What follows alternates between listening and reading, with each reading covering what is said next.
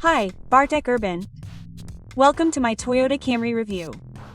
The Camry has already been on my channel, but back then I was driving the car in the United States, which was slightly different from the European version and drives a bit slower there, so I couldn't give you the actual highway fuel consumption for Polish conditions. And the Camry is a hybrid, so that's one of the most important aspects, but let's take it one step at a time. The Toyota Camry I'm presenting is a 2025 model, meaning it's already the 11th, 10th, or 9th generation. It's complicated because the first generation was called the Celica Camry, and not everyone counts it, and then again, Americans reduced that to 9 generations because they consider one of them a facelift along the way, and they don't count that either. The Camry I tested could easily be considered a facelift or refresh, but according to the manufacturer, it's codenamed 1580, while the previous generations were 1570, so it's a new generation. So let's focus on this car.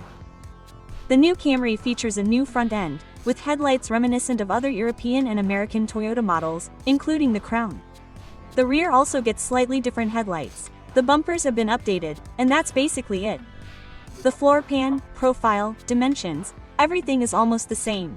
I say almost because the differences in dimensions are millimeters, specifically 35 millimeters in length due to the bumper being 30 millimeters longer at the front and 5 millimeters longer at the rear. That means the car is 4.91 meters long, 1.44 meters high, and 1.84 meters wide. The wheelbase is 2.82 meters.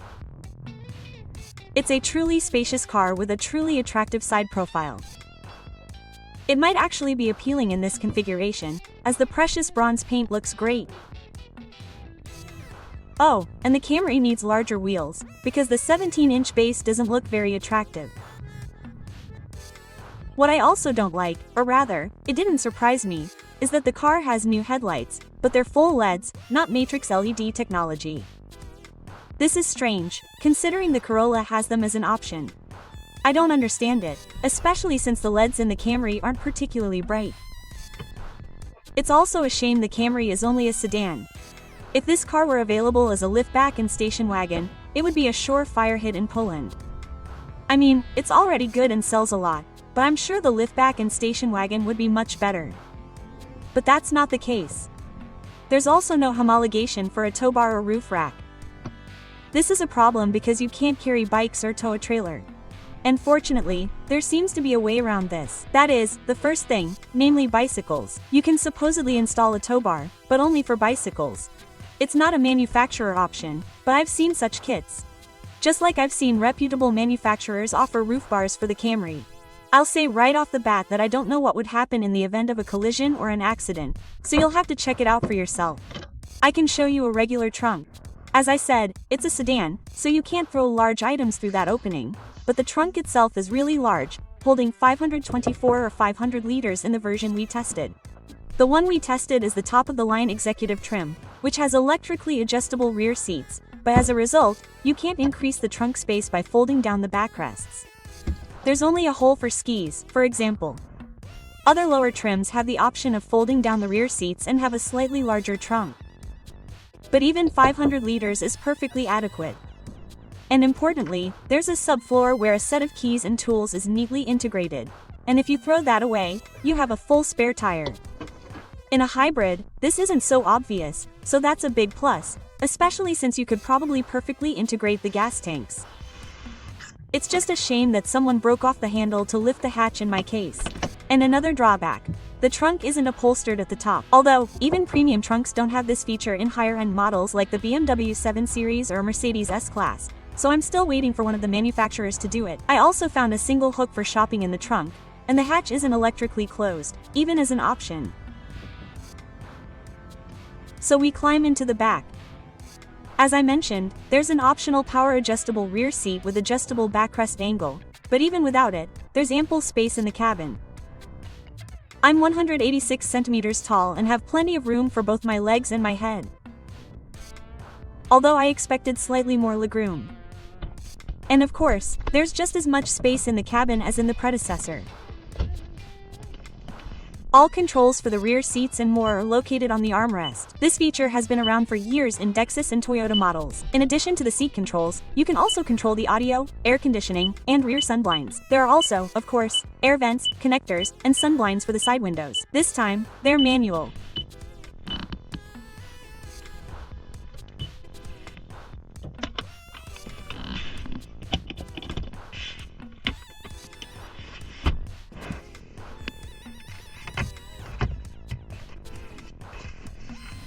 So, let's jump into the front.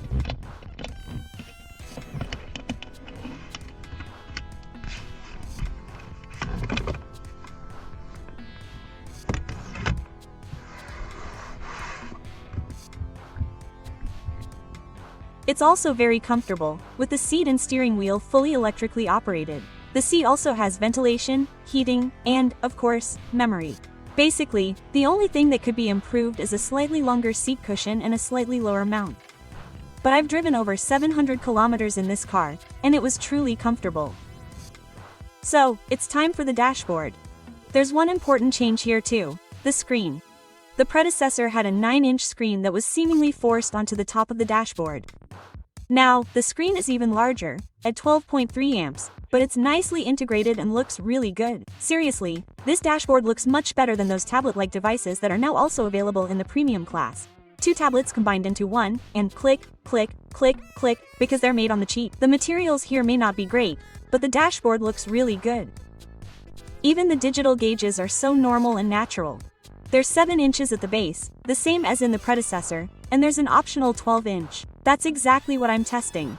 The gauges run really smoothly, have good graphics, and a ton of settings.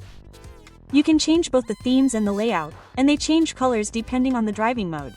And these are gauges we're familiar with from other Toyota models, like the RAV4, Corolla, and CHR, but that's not a drawback.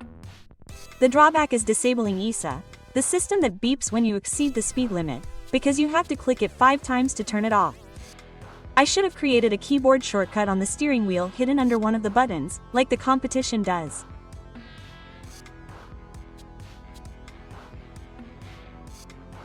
The home screen also got a new system, and it's also a system familiar from other Toyota models. It's much more modern than the previous generation, but I still feel it looks a bit dated right away.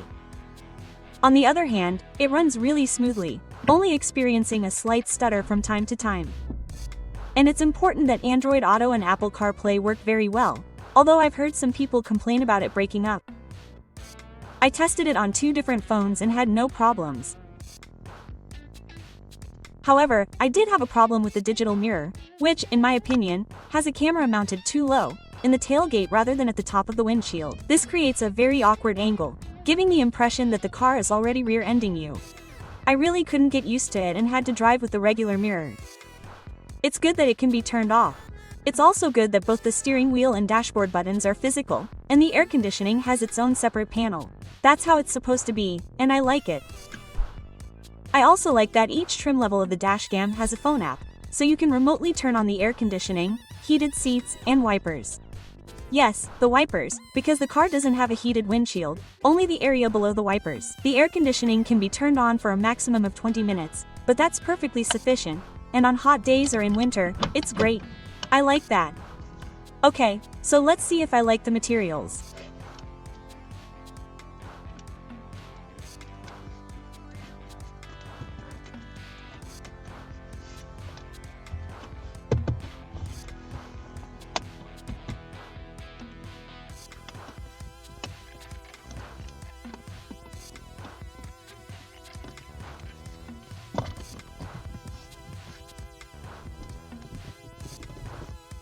Well, I don't.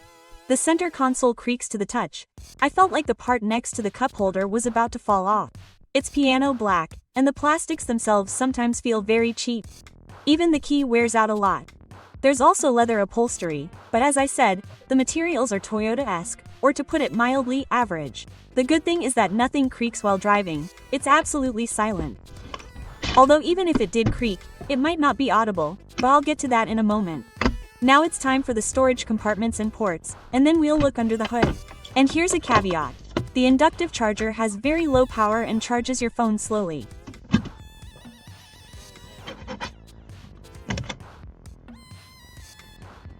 And under the hood, there's no choice. There's always one engine.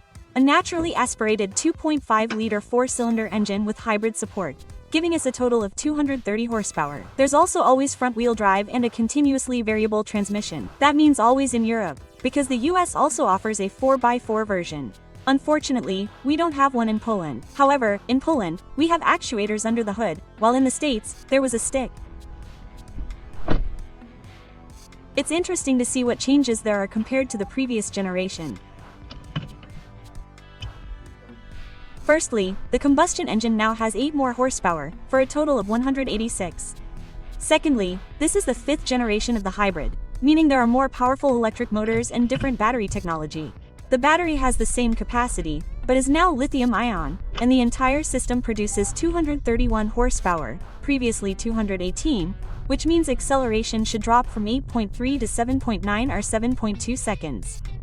I say, or, because the price list now lists a time of 7.2 seconds, which I think is probably an error, as it's an improvement of over 1 second, and only 12 more horsepower. I have a feeling this might be more for the AWD version, meaning the 4x4. When I did my test in the States, I was told the time should be 7.9 seconds, and I'll stick to that. A 4-second improvement is still a lot, so it's time to check it out.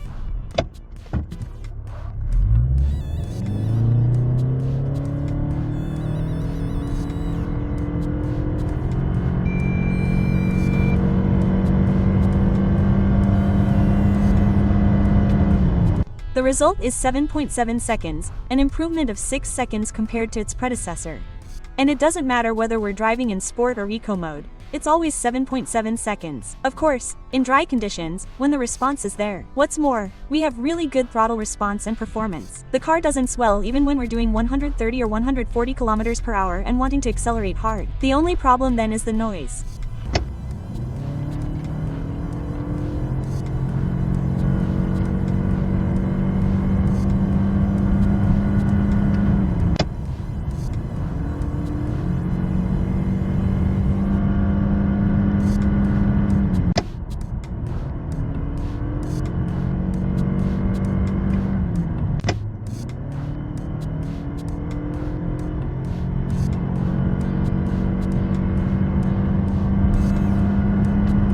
As I said, the response is good, and the car howls.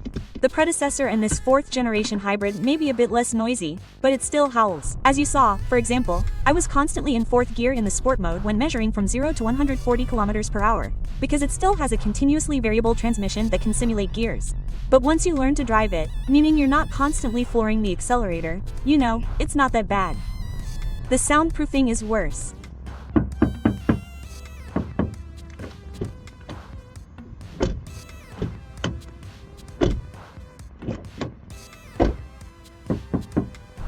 Unfortunately, there's either no improvement, or it's so small that I can't hear it.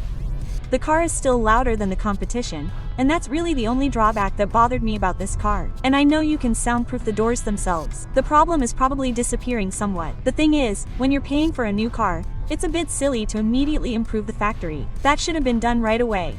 On the other hand, Toyota owns the Lexus brand, and there's the Lexus ES, which is much quieter, but also more expensive. It's a bargain. What I like about the Camry, however, is its comfort.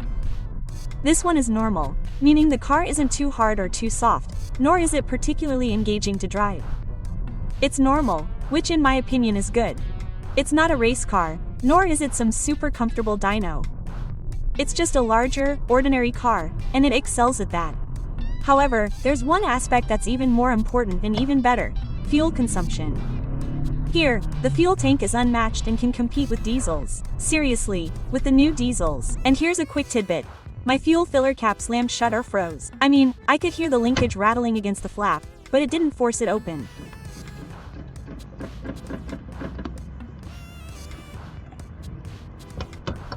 Fortunately, there's a spare pull from the trunk, so you can pull it and gently push the flap with your other hand, and it opens.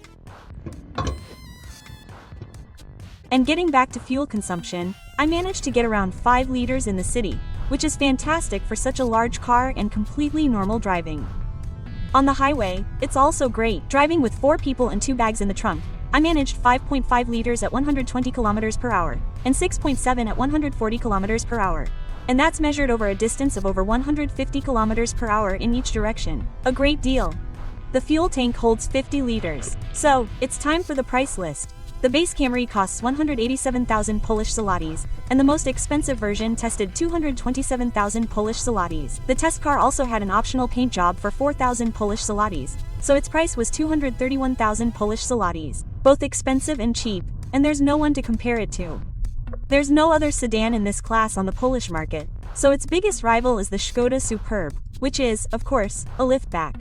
The Superb starts at 156,000 Polish zlotys, but for a 1.5-liter engine with 150 horsepower, and the 2.0-liter turbo petrol with 204 horsepower should be compared to the Camry, as it has similar performance to the Camry. The Škoda starts at 165,000 Polish zlotys, about 22,000 Polish zlotys cheaper than the Camry. However, the Camry is slightly better equipped at the base level, so the prices are quite similar. The Škoda's advantages over the Camry are soundproofing, practicality, and traction, while the Camry beats the Škoda primarily in fuel consumption and a much simpler and easier to use interior. Overall, the Camry is, in my opinion, a very interesting proposition. Of course, it has its drawbacks, the biggest being soundproofing, and then the fact that it's a sedan. Can't we have a tow bar and a bike rack? Although apparently, the latter can be circumvented somewhat. The Camry, however, wins hearts with its super efficient fuel economy, spaciousness, and simple, everyday feel. Boring, but there's a method to this boredom, because as you can see, people are also slowly getting tired of this tablet-like feel, flashing lights, and touch-sensitive buttons. There's no camera. It has a beautifully aesthetic interior. The exterior is also appealing. It has decent performance and very low fuel consumption. Hi!